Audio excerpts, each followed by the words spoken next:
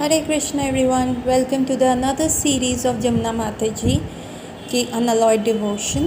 और अब इस सीरीज़ में क्या है, जयपुर का पंडाल होने वाला है, the pink city, the city of royalty में ये लोग पहुंच गए हैं। तो अब क्या है, जैसे कि वृंदावन का पिलग्रिमेज पूरा हुआ तो शिला प्रभुपाद ने अपने 2 विमेन डिवोटीज़ को, कौशल्या देवी और श्रीमती देवी को जयपुर भेज दिया कि वो जाके वहाँ पे डीटीज़ देखें और अपने अमेरिकन टेम्पल, स्पेशली न्यूयॉर्क के टेम्पल के लिए वहाँ जाके जो है विग्रह चुने और लेके आए।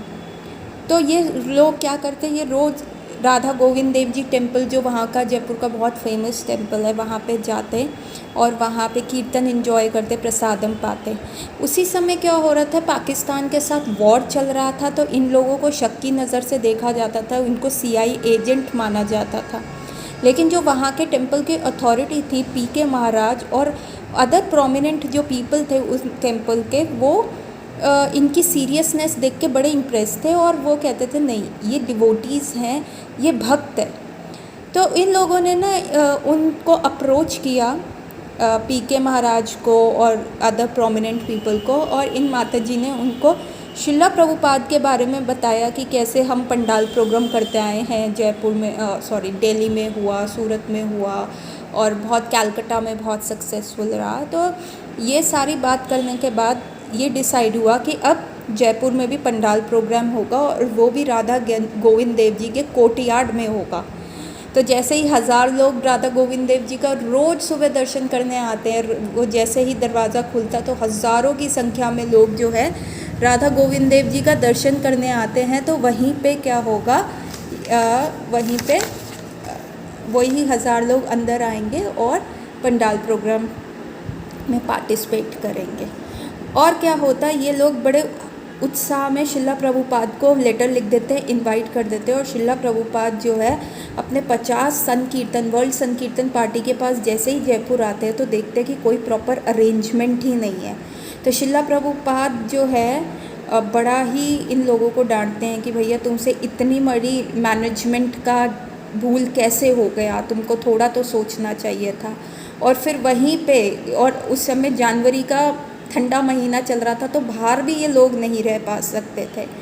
तो फाइनली कुछ जुगाड़ लगाया गया शिला प्रभुपाद को, तो वहीं एक फैसिलिटी हाँ। तो फिर क्या होता है कि पंडाल प्रोग्राम अभी 2 दिन में होने वाला है और कोई मैनेजमेंट का फैसिलिटी नहीं है। तो वहाँ पे ना एक डिबेट होना शुरू हो जाता है कि लेडीज़ को ना काम देना ही नहीं चाहिए। पर फिर शिला प्रभुपाद संभालते हैं, कहते हैं आप देखिए, तो प्रभुपाद उनको इनकरेज करते कि नहीं, तुमने सिंसियरिटी और डिटर्मिनेशन से किया, कोई बात नहीं हुआ, पर आपने बहुत एक पॉजिटिव इम्पैक्ट दिया है जयपुर के लोगों के लिए, इसलिए वो उत्साहित है हम लोगों को सुनने के लिए।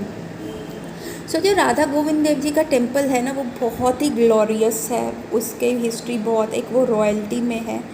और वहाँ पे शिला प्रभुपाद को फाइनली एक छोटी सी कुटीर मिल जाती है जो राधा गोविंद देव के टेम्पल के पास थी। वो बहुत एक छोटी सी हेक्सागोनल स्ट्रक्चर था जिसमें एक रूम था और नहाने की फैसिलिटीज़ थी, और वहाँ पे सामने ही बहुत बड़ा लार्ज एम्प्टी एरिया था जहाँ पे पंडाल होना था। बहुत सारे, और जो मेन और वुमेन डिवोटीज़ थे उनको थोड़ी सी टेम्पल से थोड़ी सी दूर पे रहने के क्वार्टर्स मिलते हैं, और वो सब सुबह मिलते हैं और सारा पंडाल के बारे में डिसाइड करते हैं कि कैसे करेंगे। और महाप्रसाद जो उनको खाने को मिलता है वो टेम्पल किचन से मिलता है, और वो इतना स्वादिष्ट होता है कि इन लोगों के लिए तो बहुत ही अच्छा एक्सपीरियंस रहा। और जो महारानी थी जयपुर की, गायत्री देवी, जो राजमाता थी, उन्होंने इन डिवोटीज़ को एक बार अपने घर पे भी होस्ट किया, बुलाया, और उन्होंने इनकी बहुत तारीफ़ करी। और वो क्या थी, वो इतनी इम्प्रेस हो गई इन लोगों से कि वो शिला प्रभुपाद को एक अपना पुराना रेजिडेंस जो सिटी पैलेस में था वो देने के लिए तैयार हो गई। उन्होंने कहा कि हम ये चीज़ डोनेट करेंगे, पर क्योंकि अब उनके हस्बैंड नहीं रहे थे और वो एक विडो थी, पर उनके स्टेप सन के पास सारी पावर्स थी, तो उन्होंने वो चीज़ देने नहीं दी और कभी भी वो डिवोटीज़ को वो मिला नहीं। जो राधा गोविंद देव जी टेम्पल कभी भी गए हैं वो देखेंगे कि वहाँ के जैसे ही गेट्स खुलते हैं ना, तो वहाँ पे हज़ारों की संख्या में जो है लोग राधा गोविंद देव जी के दर्शन करने आते हैं। और यही लोग जो थे, इसी लोग पंडाल प्रोग्राम में हिस्सा लेंगे।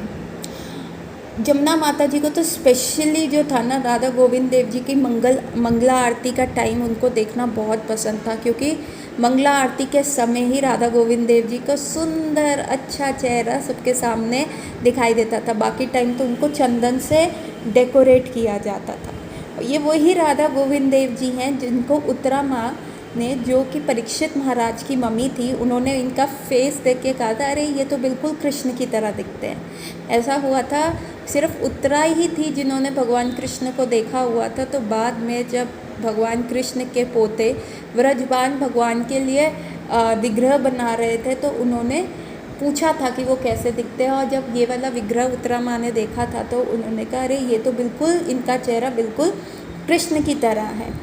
तो शिला प्रभुपाद वहाँ पे पंडाल प्रोग्राम शुरू करते हैं और गोविंदम की प्रेयर्स गाते हैं ब्रह्म संहिता में। और फिर वो रिक्वेस्ट करते हैं कि जिस प्रकार से दिल्ली में अभिषेक और इंस्टॉलेशन सेरेमनी हुई थी, उसी प्रकार इस पंडाल में भी होना चाहिए। और जमुना माता जी वो सेरेमनी ऑर्गेनाइज करती हैं, वो अभिषेक करती हैं भगवान का। और एक व्यक्ति जो था वो हवन कर रहा था, फायर सैक्रिफाइस कर रहा था, और साथ के साथ संकीर्तन होता था। शिला प्रभुपाद वहाँ पे लेक्चर दिया करते थे।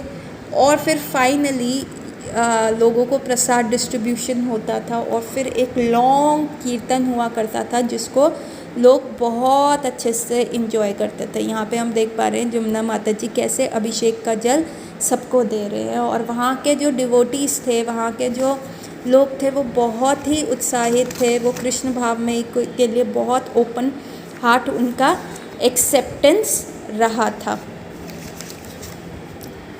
अब क्या होता है कि एक दिन क्या होता है, शिला प्रभुपाद नगर संकीर्तन जयपुर में जाते हैं, और वो नगर संकीर्तन चलाने की करते हैं। और वो क्या करते हैं, बुलक कार्ट पे, आप देख सकते हैं, बैलगाड़ी पे जाते हैं। और बैलगाड़ी के जो बुल्स थे, वो 2 वाइट बुल्स थे जिनके बहुत ही सुंदर हॉर्न्स थे, रीगल हॉर्न्स थे, और उन एक अम्ब्रेला से ढके हुए होते थे। और सारी संकीर्तन पार्टी जो है उनको फुट पे फॉलो करती है पिंक सिटी में। और पूरा ये इतना अच्छा माहौल था कि लोगों ने बहुत उत्साहित होके ओपन हैंड से इसको स्वीकारा। इवन जो क्या कहते हैं, आर्म्ड पुलिसमैन थे, वो भी रेड टर्बन्स और खाकी ड्रेस में शिला प्रभुपाद के साथ गाड़ी के साथ चल रहे थे। और प्रभुपाद इतने रीगल और रॉयल लग रहे थे। अब ये जो एरिया है ना, ये पूरे लंगूरों से भरा हुआ है, और इनको कहते हैं हनुमान लंगूर। और ये जो है ना, बहुत ज़्यादा हैवॉक करते हैं। कभी वो कपड़े चुरा लेते हैं, कभी चीज़ें चुरा लेते हैं, कभी आपका सामान बना होगा तो एकदम कमरे में आके वो ले जाते हैं। तो इन लोगों से, इन लंगूरों से जूझना राधा गोविंद देव जी टेम्पल में बड़ा ही इन लोगों के लिए ना एक अलग ही तरह का स्ट्रगल हो गया। शिला प्रभुपाद के रूम के आगे तो इन्होंने कॉन्स्टेंटली एक मॉन्की गार्ड बिठा दिया था जो इन लंगूरों को हटाता रहे। और क्या होता है, शिला प्रभुपाद, इनको, ये लोग जाते हैं शिला प्रभुपाद के पास और कहते हैं कि भाई अब हम क्या करें ऐसी सिचुएशन में। तो शिला प्रभुपाद इनको स्ट्रिक्ट इंस्ट्रक्शन देते हैं, चाहे वो मंकीज़ वृंदावन के हो या राधा गोविंद देव जी के जयपुर में हो, हमें बिल्कुल न्यूट्रल रहना चाहिए इन बंदरों के लिए। हमें ना तो इनके साथ फ्रेंडली बिहेव करना चाहिए और ना ही इनका अनड्यू अटेंशन अट्रैक्ट करके इनके साथ एनिमिटी रखनी चाहिए। तो ये शिला प्रभुपाद कहते कि हम लोग भी वृंदावन जाते हैं तो बड़ा ही बंदरों का वो रहता है। तो शिला प्रभुपाद ने इस सिचुएशन से डील करने के लिए कहा है, ना इनके साथ इनको खाना खिलाओ, ना बहुत फ्रेंडली बनो, और ना ही इनको अपना दुश्मन बनाओ। बिल्कुल न्यूट्रल रहो और अपना कार्य करते रहो। अब यहाँ पे राधा गोविंद देव जी टेम्पल में क्या होता है, जयपुर पंडाल में एक डीटीज़ जो श्रीमती जी और कौशल्या माता ने ये डीटीज़ को चुना होता है। ये ब्लैक कलर के कृष्ण होते हैं, ब्लैक मार्बल में कृष्ण होते हैं, और श्रीमती राधा रानी वाइट मार्बल में है। आज ये जो विग्रह हैं वो न्यूयॉर्क टेम्पल में है, पर सबसे पहले ये जो थे जयपुर पंडाल में आए थे। और इनके साथ जो होते हैं दो छोटे विग्रह होते हैं जो ट्रैवलिंग यमुना माता जी के विग्रह से फेमस होते हैं, क्योंकि ये यमुना माता जी ने लोही बाज़ार में से लिए थे और इन्हीं का यहाँ पे अभिषेक हुआ था। ठीक है, अब ये लोग यहाँ पे बहुत इन्जॉय कर रहे हैं, सारी चीज़ें बहुत अच्छी हो रही है। सो एक बार क्या होता है, एक अर्ली मॉर्निंग में शिला प्रभुपाद जो होते हैं मंगला आरती के बाद बहुत सारे डिवोटीज से मिलते हैं और उनको ना बहुत इंस्ट्रक्शंस देते हैं कि देखो आगे का कार्यभार जो है ना ऐसे संभालना है, आगे का कार्य इस प्रकार से करना है। तो 3-4 डिवोटीज से वो मिलते हैं उसके बाद। और एक बार क्या होता है, माता जी भी, यमुना माता जी भी शिला प्रभुपाद से मिलने जाती है और उस समय वो अपने 3-4 डिसाइपल से बात कर रहे होते थे और यमुना माता जी उनको दंडवत प्रणाम करती हैं। तो उनके हाथ में जो मिट्टी का मटका होता है वो नीचे रख देती है जिसमें मिठाई होती है। तो जैसे ही शिला प्रभुपाद इस चीज़ को देखते हैं तो शिला प्रभुपाद यमुना माता जी को थोड़ा सा डांटते हुए कहते हैं, अब ये तुम भगवान को ऑफ़र नहीं कर सकती क्योंकि ये ख़राब हो गया, तुमने इसको ज़मीन पे टच कर दिया। तो शिला प्रभुपाद हमेशा यही कहते थे कि देखो चैतन्य महाप्रभु बहुत स्ट्रिक्ट थे कि हम भगवान को जो भोग ऑफ़र कर रहे हैं वो बहुत नीट हो, क्लीन हो, अच्छा हो, स्वच्छ हो और वो झूठा ना हो और किसी प्रकार से भी डिफेक्टेड ना हो। तो वो कहते थे कि अब क्योंकि ये भोग ज़मीन पे तुम्हारा टच हो गया, इससे तुम इसको भगवान को मत ऑफ़र करो। और इसी रिगार्ड में शिला प्रभुपाद एक कहानी सुनाते हैं एक भक्त की जिनका नाम है राघव पंडित, जो चैतन्य महाप्रभु के टाइम पे थे। वो ना भगवान को रोज़ ग्रीन कोकोनट्स ऑफ़र किया करते थे और वो बहुत दूर से वो ग्रीन कोकोनट्स जो थे वो मंगाया करते थे। तो एक बार क्या हुआ, उनका सर्वेंट जब वो ग्रीन कोकोनट्स लेके आ रहा था तो वो वेट कर रहा था, तो उसका हाथ जो था सीलिंग पे टच हो गया और उसी हाथ से फिर उसने दोबारा से उन कोकोनट्स को टच कर दिया। तो राघव पंडित ने ये देख लिया और उन्होंने कहा नहीं नहीं नहीं, ये भगवान का भोग तो ख़राब हो गया है, इसको हटा दो, तुम दोबारा लेके आओ। हालांकि वो जगह दूर थी, फिर भी राघव पंडित ने कहा कोई बात नहीं, तुम एक्स्ट्रा पैसे लो, मुझे दोबारा से ये कोकोनट ला के दो। ये नहीं था कि राघव पंडित बहुत प्राउड थे, पर उनका भाव था कि भगवान शुड गेट द बेस्ट। जो भोगा होना चाहिए वो बहुत अच्छे से प्रिपेयर होना चाहिए, सिक्योर्ड होना चाहिए। और जब हम भोग प्रिपेयर कर रहे हैं तो हमें भगवान के कमल चरणों के बारे में सोचना चाहिए। तो ये एक पास टाइम था शिला प्रभुपाद और जमुना माता जी का, और जमुना माता जी ने इसको बहुत ही अच्छे तरीके से सीखा और वो थ्रू आउट लाइफ उन्होंने ये फॉलो किया, द क्लीनलीनेस नीटनेस का प्रिंसिपल। उनका जमुना माता जी का सिर्फ खाना ही प्रेजेंटेबल नहीं होता था, पर टेस्ट ही नहीं उनके लिए इम्पोर्टेंट था, इवन प्रेजेंटेशन भी बहुत इम्पोर्टेंट थी। शिला प्रभुपाद ने गिरिराज स्वामी को बहुत ज़्यादा अप्रिशिएट करते हैं कि कैसे उन्होंने सब छोड़ दिया। गिरिराज स्वामी जो हैं पीछे बहुत ही संपन्न घर से आते हैं, बहुत ही रिच वेल ऑफ फैमिली से हैं कि एक बार इवन उनके फादर आए थे शिला प्रभुपाद के पास, ब्लैंक चेक लेते हैं कि तुम इसमें कुछ भी भर लो और मेरा बेटा छोड़ दो, और शिला प्रभुपाद ने उसको वो चेक लौटा दिया था और उन्होंने कहा अगर आपका बेटा आपके साथ जाना चाहता है तो हमें कोई ऑब्जेक्शन नहीं है। और गिरिराज स्वामी पीछे से कह रहे प्रभुपाद आप ये चेक भर लो, जितने भी पैसे मेरे फादर से मिलेंगे तो आप इस्कॉन सोसाइटी की डेवलपमेंट में कर लो, मैं थोड़े दिनों के लिए जाऊंगा और फिर मैं वापस आ जाऊंगा। तो शिला प्रभुपाद जो थे उन्होंने कहा नहीं, ऐसे नहीं करना चाहिए, और उन्होंने हम्बली उनका चेक लौटा दिया और कहा कि कोई बात नहीं, आपका पुत्र आपके साथ जाना चाहता है तो हमें कोई ऑब्जेक्शन नहीं है। तो ये शिला प्रभुपाद उनके मतलब वो देखते थे कि कैसे संपन्न घर में आके भी वो इतने उत्सुक रहते कि हर छोटी सर्विस के लिए, हर कुछ भी छोटे से छोटा काम भी गिरिराज स्वामी बहुत तत्पर रहते हैं करने के लिए, और ये एक एग्जाम्पलरी बिहेवियर था। तो शिला प्रभुपाद कहते कि जो गोस्वामी का मतलब होता है ना, उस समय क्या होता था कि जो गोस्वामी नाम था ना वो कास्ट ब्राह्मण्स के होते थे। तो वो शिला प्रभुपाद को बहुत कहते थे कि तुम वेस्टर्न वर्ल्ड से मलीचों को ले आए और तुम उनको गोस्वामी का टाइटल दे रहे हो, ऐसे नहीं होता। तो शिला प्रभुपाद हमेशा स्ट्रांगली कहते थे गो का मतलब होता है सेंसेस और स्वामी का मतलब होता है जो उन सेंसेस को कंट्रोल कर सके। तो असली गोस्वामी वो है जिसने अपनी इंद्रियों को कंट्रोल कर लिया, ना कि जो सिर्फ बर्थ से हो या किसी पर्टिकुलर फैमिली से हो या कास्ट से हो, क्रीड हो। ऐसा गोस्वामी नहीं होता, भागवत गीता में भी नहीं गया और उनके गुरु महाराज भी उसको नहीं मानते थे।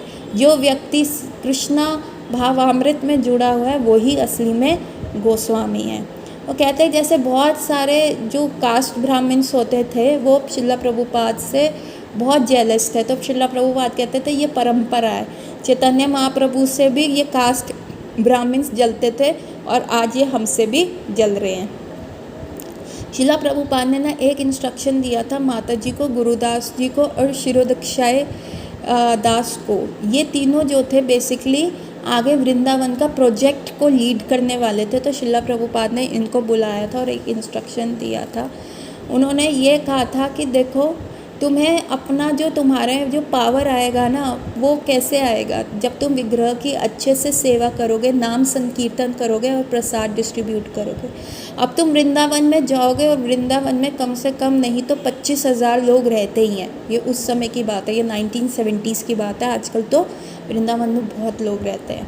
तो शिला प्रभुपाद ने कहा वृंदावन में 25,000 लोग रहते हैं, जिसमें से 5,000 जो है विधवाएं हैं, 5,000 जो हैं कास्ट गोस्वामीज़ हैं, जो अपने आप को बाय बर्थ बहुत उच्च मानते हैं, और जो बाकी हैं वो वहाँ पे मर्चेंट क्लास है।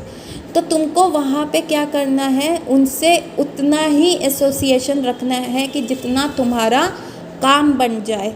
ये नहीं हो कि तुम उनके साथ अपना मन शेयर कर रहे हो, अपने माइंड में क्या है, इंटीमेट कोई एसोसिएशन नहीं रखना, क्योंकि हमको उनके प्रति कोई अपराध भी नहीं करना, बस हमें अपना हृदय उनके साथ शेयर नहीं करना। तो ये शिला प्रभुपाद का स्ट्रॉन्ग इंस्ट्रक्शन है कि यदि आप वृंदावन जाते हैं और आप देखते हैं कि वो लोग आपसे पैसा मांग रहे हैं या कुछ कर रहे हैं, तो आप हाथ जोड़ के पीछे आ जाइए। आपको बहस नहीं करनी, आपको उनका निरादर नहीं करना, आपको उनके साथ बहुत इंटीमेट रिलेशनशिप नहीं रखना। तो बहुत लोगों की ये प्रॉब्लम होती थी और यहाँ भी शिला प्रभुपाद अपने डिसाइपल्स को सिखा रहे हैं कि कैसे ब्रजवासियों के साथ डील करना है।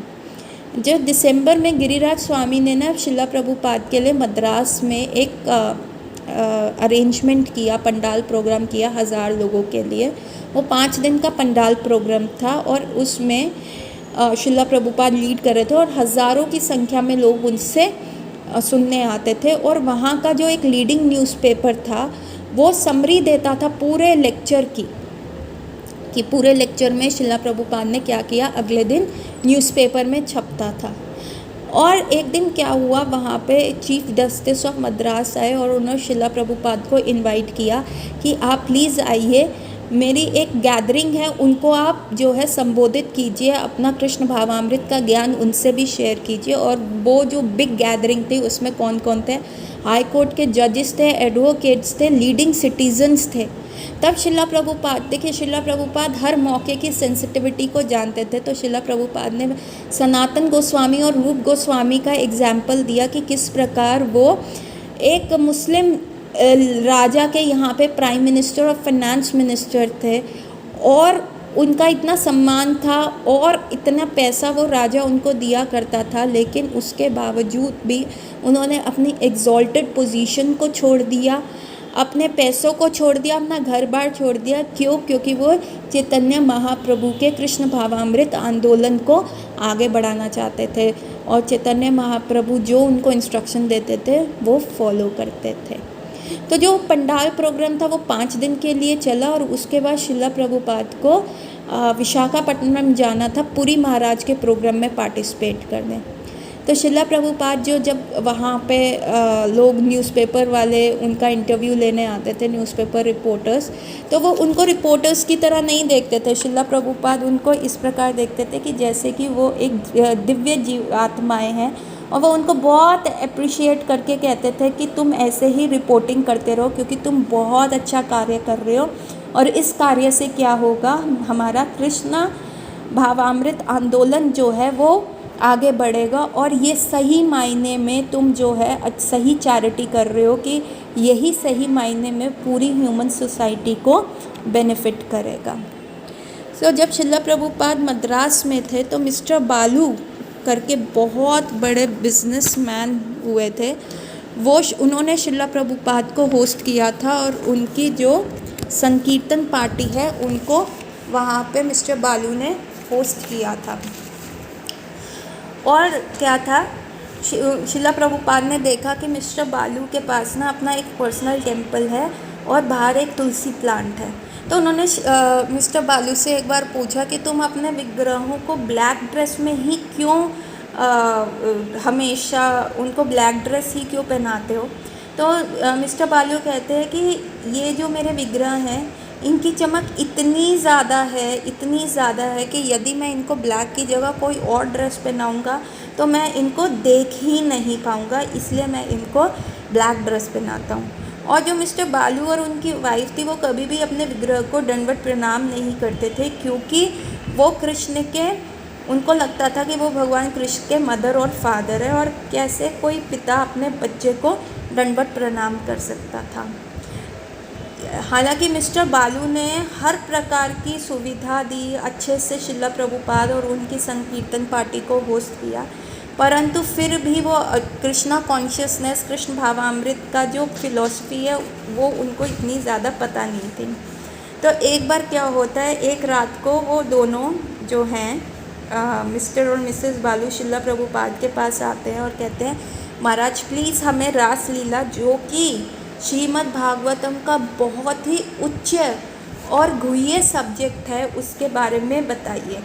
तो शिला प्रभुपाद उनको मना करते हैं और वो कहते हैं ये जो सब्जेक्ट है ना वो लिबरेटेड लोगों के लिए है, परमहंसों के लिए है, जो हर प्रकार की भौतिक इच्छाओं से दूर हो चुके हैं, उन्होंने हर प्रकार की भौतिक इच्छाओं पे विजय प्राप्त कर ली है, तो ये हम डिस्कस नहीं कर सकते। तो वो जो मिस्टर और मिसेस बालू हैं फिर कहते हैं कि नहीं महाराज आप प्लीज़ बताइए, आप प्लीज़ कुछ करिए प्लीज़। तो 2-3 बार मना करने के बाद शिला प्रभुपाद कहते हैं, देखिए आप लोगों का स्तर होगा रासलीला को सुनने का, परंतु मुझे माफ़ कीजिए मेरा अभी वो स्तर नहीं है कि मैं वो रासलीला आपको बता सकूं, तो कृपया कर किसी और से सुनिए। तो देखिए शिला प्रभुपाद कितने हम्बल है, वो एक उच्च और शुद्ध भक्त है, फिर भी वो अपने होस्ट जो कि ठीक है उनको इतना फ़िलॉसफी नहीं पता, वो उनको हर्ट नहीं करना चाहते कि भाई अब तुम्हारा स्तर नहीं है, पहले तुम बेसिक को समझो। फिर भी क्योंकि वो इतने अच्छे प्रकार से इन लोगों की सेवा कर रहे हैं, तो शिला प्रभुपाद कह देते कि भाई आप लोगों का स्तर है परंतु मेरा स्तर नहीं है बताने का। तो ये ह्यूमिलिटी और कैसे लोगों से डील करना शिला प्रभुपाद ने अपने जो एक एग्जाम्पल से हम लोगों को बहुत अच्छा ज्ञान देते हैं, और हमको ये सारी चीज़ें शिला प्रभुपाद से सीखनी चाहिए। एक करेक्टर बिल्डिंग जो है शिला प्रभुपाद अपने लाइफ के पास टाइम से हमें सिखाते हैं।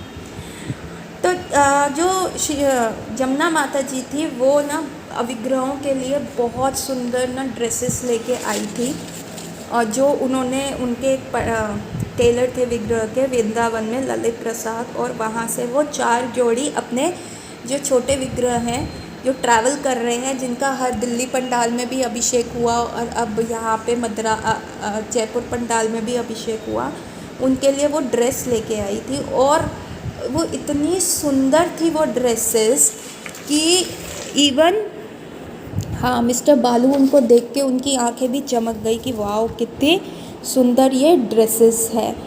तो शिला प्रभुपाद ने माता जी को कहा कि आप ना अलाउ कर दो मिस्टर बालू को कि वो एक ड्रेस ले लें, क्योंकि आपके विग्रहों का जो साइज़ है और मिस्टर बालू के जो विग्रहों का साइज़ है वो ऑलमोस्ट सेम है। माता जी ने बड़ी रिलक्टेंट थी देने के लिए, उन्होंने कहा हाँ प्रभुपाद मैं दे दूँगी, मैं थोड़ी और ड्रेसेस ले आऊँ तो फिर मैं उनको दे दूँगी। इवन माता जी ये शिला प्रभुपाद का उनके तरफ डायरेक्ट इंस्ट्रक्शन था, उसके बाद भी माता जी इच्छुक नहीं थी कि वो इनमें से एक भी ड्रेस डोनेट करे, क्योंकि वो इतनी सुंदर ड्रेसेस थी और उन्होंने बड़े चाव से अपने विग्रहों के लिए बनाई थी। तो शिला प्रभुपाद उनको एक्सप्लेन करते हैं कि देखो जो भी तुम करोगी ना वो तुम्हारे गुरु पे रिफ्लेक्ट होगा कि हाँ देखो ये इस गुरु का डिसाइपल है इसलिए ये ऐसा कर रहा है। और क्योंकि मिस्टर बालू ने देखिए हमें कितने अच्छे से यहाँ पे रखा है और उन्होंने हमें इतना अच्छा ऑफ़र किया, हर चीज़ की हमारा इतना अच्छा ख्याल रखा, तो हम उनको ये गिफ्ट दे सकते हैं। और ये जो चीज़ है वो उनको हमारे मूवमेंट के लिए और प्रेरित करेगी, कृष्ण भावामृत के लिए और प्रेरित करेगी। और हमें हमेशा ऐसा कार्य करते रहना चाहिए जिसमें हम दूसरे व्यक्ति की जो है कृष्ण भावामृत को बढ़ा सके, उसको भी कृष्ण भावामृत के पद पे ला सके। तो उनको एक ड्रेस चूज़ करने दो। और जब शिला प्रभुपाद ने माता जी को ये समझाया तो माता जी को समझ आ गई उनकी गलती। उन्होंने मिस्टर और मिसेस बालू को बुलाया और कहा कि आप अपनी पसंद से इनमें से एक ड्रेस चूज़ कर लीजिए। माता जी को ये रियलाइजेशन आ रहा है कि जब हम कुछ डिवोशनल सर्विस करते हैं और कृष्ण भावामृत में कुछ भी देते हैं तो हम लोगों का क्या है, हम लूज़र नहीं है। और जो हम प्रीचिंग करते हैं कृष्णा कॉन्शियसनेस में, वो किसी प्रकार से भी होती है, एक गिफ्ट देने के माध्यम से भी हो सकती है, जिससे हमारी जो है रैपिड प्रोग्रेस होती है कृष्णा कॉन्शियसनेस में, हम बहुत ज़्यादा बढ़ोतरी करते हैं। माता जी जो थी वो मिस्टर बालू की राधा रानी के यूथफुल फेस से इतनी ज़्यादा इम्प्रेस थी, इतनी ज़्यादा उनको वो राधा रानी जो ये देखिए, ये मिस्टर बालू के पर्सनल विग्रह हैं, उनकी ये राधा रानी है। तो माता जी बहुत ही एन्चांटेड थी और बहुत ही इम्प्रेस थी कि उन्होंने मिस्टर और मिसेस बालू की इन राधा रानी की फ़ोटो खींची। मिस्टर और मिसेस बालू अपने विग्रहों को दर्शन बहुत कम लोगों को देते थे, और जब माता जी उनकी फ़ोटो खींच रही थी तो मिस्टर और मिसेस बालू ने, क्योंकि उन्होंने उनके विग्रह के लिए ड्रेस दी थी, तो उनको वो फ़ोटो खींचने दी। और उनका यूथफुल फेस हमेशा यमुना माता जी को अट्रैक्ट करता था। और जब वृंदावन में विग्रह बन रहे थे, वृंदावन के कृष्ण बलराम टेम्पल के लिए विग्रह चूज़ करने की बारी आई, तो माता जी ने मिस्टर और मिसेस बालू के जो श्रीमती राधा रानी थी उन्हीं के फेस की जो फ़ोटोग्राफ्स थी स्कल्पचर्स को दी। और इतना सुंदर फेस जो है वृंदावन की श्रीमती राधा रानी का जो वो बना, वो यूथफुल फेस जो था उसका जो ब्लूप्रिंट था वो मिस्टर और मिसेस बालू की राधा रानी की फ़ोटोग्राफ का था। अब क्या होता है, वहाँ पे जो मिस्टर और मिस्टर बालू इन लोगों को सर्व कर रहे होते हैं, तो एक साउथ इंडियन प्रिपरेशन मिलता है। इन लोगों का फ़र्स्ट टाइम एक्सपीरियंस होता है साउथ इंडियन खाने से, और 2 टाइम भर के साउथ इंडियन प्रसादम मिलता है इन लोगों को। और ये इतने खुश होते हैं तो शिला प्रभुपाद इनको कहते हैं कि जाओ तुम भी हेल्प करो और तुम भी सीखो।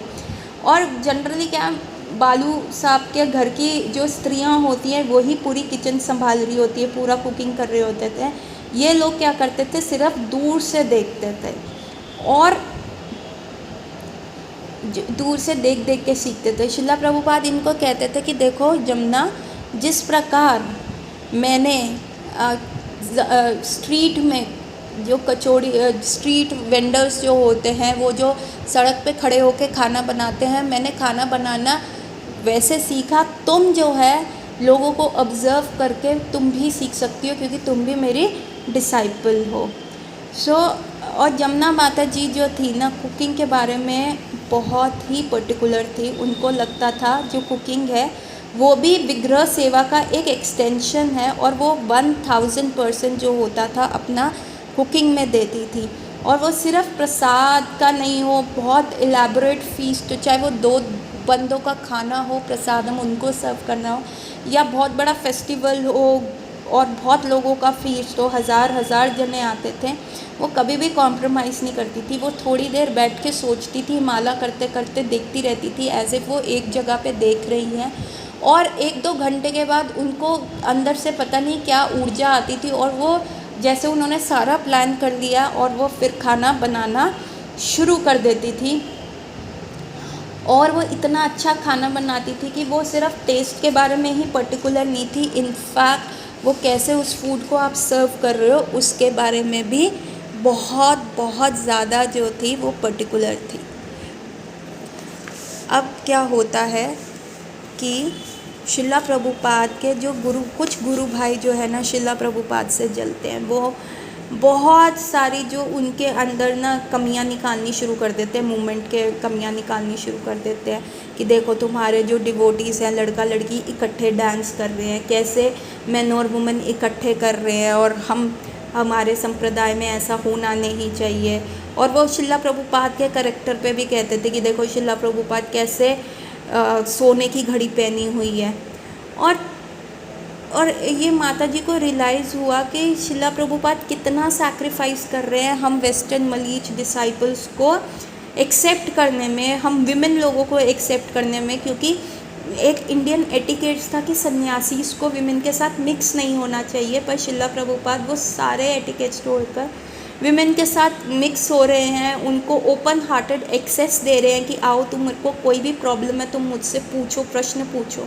सन्यासी को किसी के साथ भी, अपनी वाइफ, किसी और स्त्री, इवन अपनी बेटी, किसी से भी नहीं मिलना जुलना चाहिए। पर शिला प्रभुपाद इतना बड़ा सैक्रिफाइस दे रहे हैं, लोग उन पे उंगली भी उठा रहे हैं, परंतु फिर भी वो इतना सैक्रिफाइस कर रहे हैं। इवन काश गोस्वामी, बहुत सारे लोगों के स्कैनर के अंदर वो आ गए थे, और अपने खुद के गुरु भाई भी उनके ऊपर दोष रोपण कर रहे थे।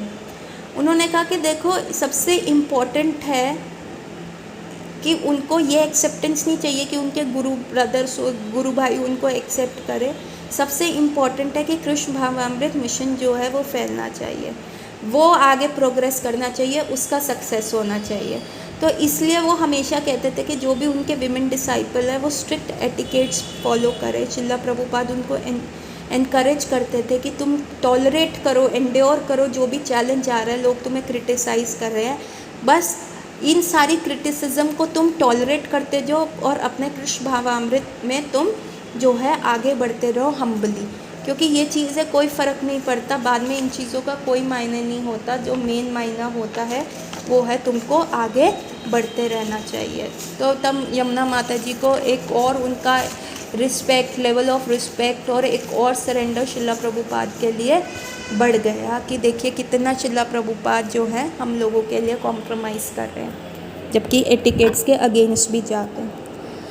तो एक बार क्या होता है, इसी प्रकार ना शिला प्रभुपाद के जो गुरु भाई होते थे,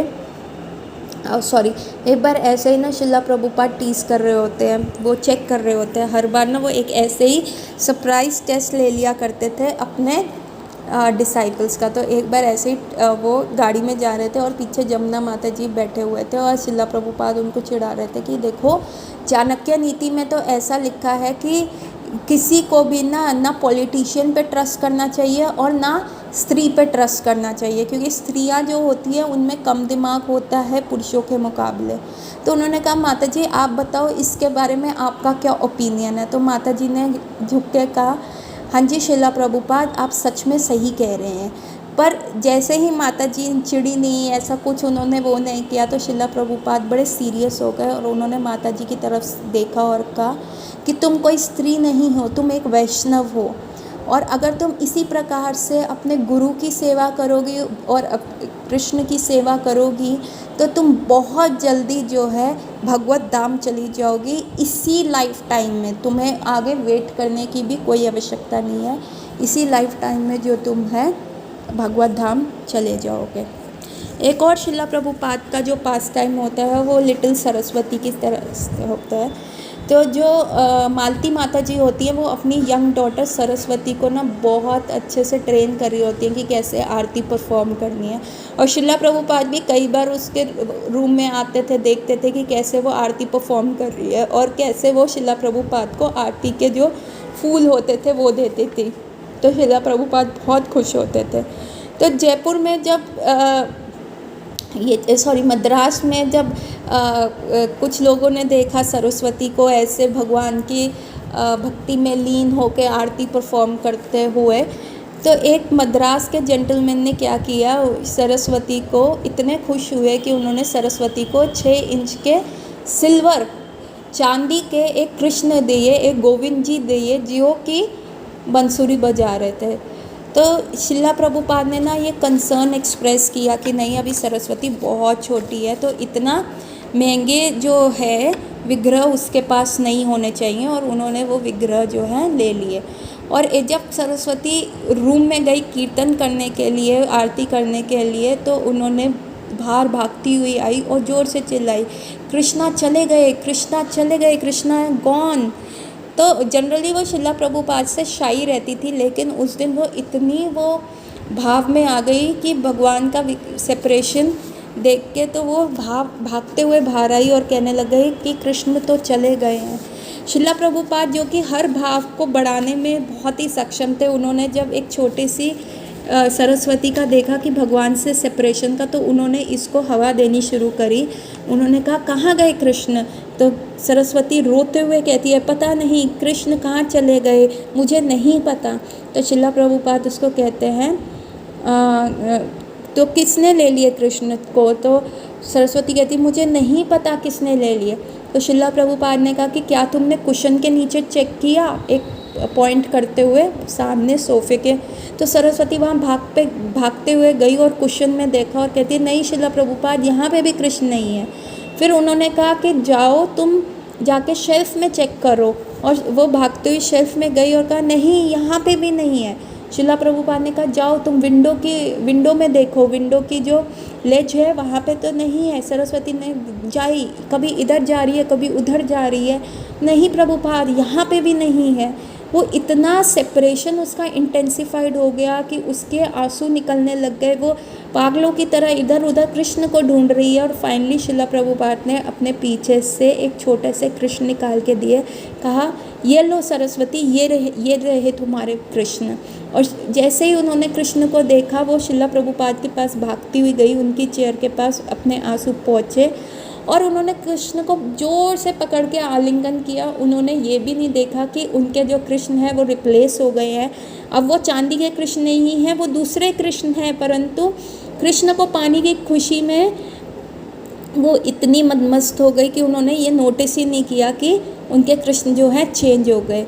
और वो इतनी बिग स्माइल के साथ कृष्ण को लेके चली गई उनकी आरती करने। और जो लोग भी उस रूम में थे वो ये सारा पास टाइम देख रहे थे सरस्वती के साथ कि किस प्रकार एक भक्त में, एक शुद्ध भक्त में और एक ऐसे भक्त में जो कि एक बच्चे के शरीर में है, कितना प्रेम पूर्वक एक्सचेंज हो रहा है। वो देखते थे कि कैसे, मतलब कईयों की तो आंखों में आंसू आ गए कि कैसे शिला प्रभुपाद ने एक छोटी सी लड़की को इतने भाव में डाल दिया कि वो कृष्ण का वियोग फील कर पा रही थी।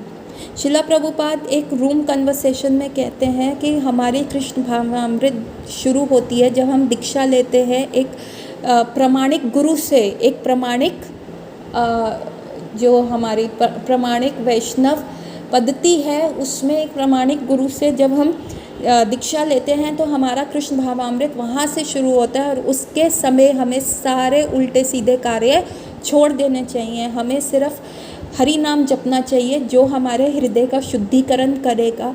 और सिर्फ सुनने मात्र से, हम चाहे कितने भी डल क्यों ना हो, सिर्फ सुनने मात्र से, एक मतलब झुके हुए सबमिसिव वे में सुनने मात्र से और कृष्ण प्रसादम पाके और भक्तों का संग पाके ही हम इस कृष्ण भावामृत में प्रोग्रेस कर लेंगे। ये एक बहुत सिंपल मेथड है। सो शिला प्रभुपाद ने आज कितने अपने पास टाइम से दिखाया, कितने सारे इंस्ट्रक्शंस दिए कि कैसे हमें मंकीज़ के साथ डील करना है, कैसे ब्रजवासियों के साथ डील करना है, कैसे स्त्रियों को प्रॉपर एटिकेट्स फॉलो करना है, कैसे हम प्रामाणिक गुरुओं को हम रिप्रेजेंट करते हैं, उनके जो डिसाइपल्स हैं, जो उनके स्टूडेंट्स हैं, जो उनके शिष्य हैं, वो किस प्रकार से हम गुरुओं को रिप्रेजेंट करते हैं। तो हमारा जो बिहेवियर होना चाहिए हमारे दीक्षा गुरु का एक्सटेंशन है, तो हमें बहुत सावधान रहना चाहिए, हमें ऐसा कुछ भी नहीं करना चाहिए कि जिससे हमारे गुरुओं पे उंगली उठी। और किस प्रकार वृंदावन की श्रीमती राधा रानी जो कि बहुत परम सुंदरी हैं, वो आई, उनके पीछे की स्टोरी हमने सुनी और किस प्रकार सरस्वती में इतनी छोटी सी लड़की में भगवान कृष्ण से विरह का जो भाव देखने को मिला। तो शिला प्रभुपाद बिल्कुल मिराकल मेकर है, वो कुछ भी कर सकते हैं, वो एक किसी को भी कृष्ण भावामृत बना सकते हैं। तो with this note I will like to end my class और आगे देखते हैं कि आगे क्या होने वाला है और क्या क्या चमत्कार होंगे और कैसे कैसे शिला प्रभुपाद लोगों के हृदय को छुएंगे और परिवर्तन करेंगे और कृष्ण के साथ उनका शाश्वत रिश्ता जोड़ेंगे। With this Hare Krishna everyone, let's अगली क्लास में मिलते हैं।